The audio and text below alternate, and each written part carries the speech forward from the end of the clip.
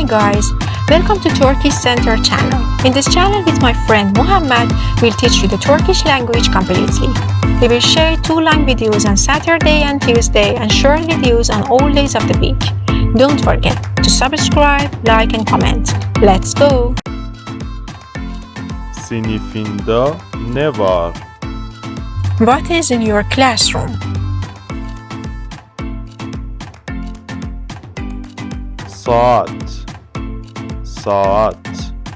Clock.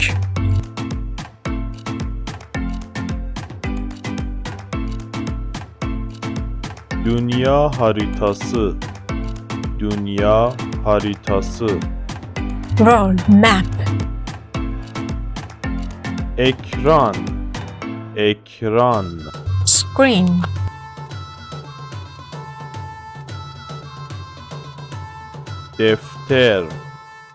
Defter. Notebook.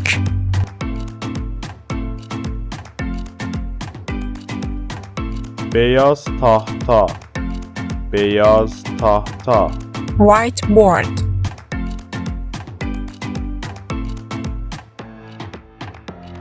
Masa. Table.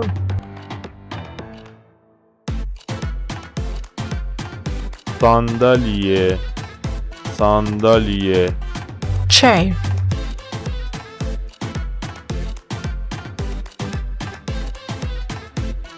Ders kitabı. Textbook.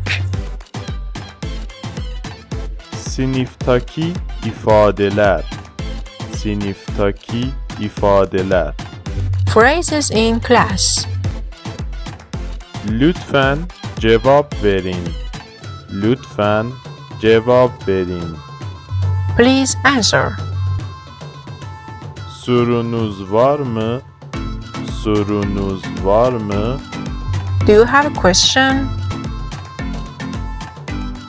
Lütfen kitabınıza bakın.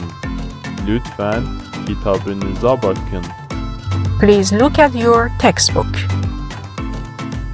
Lütfen dinleyin ve tekrar edin.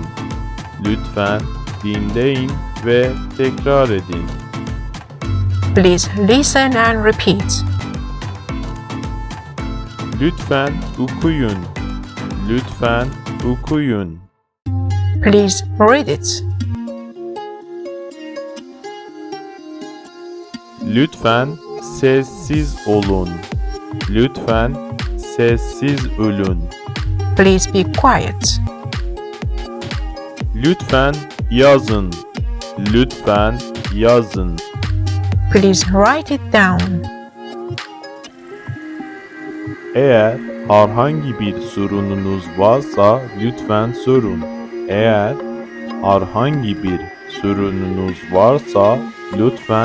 sorun. If you have any questions, please ask.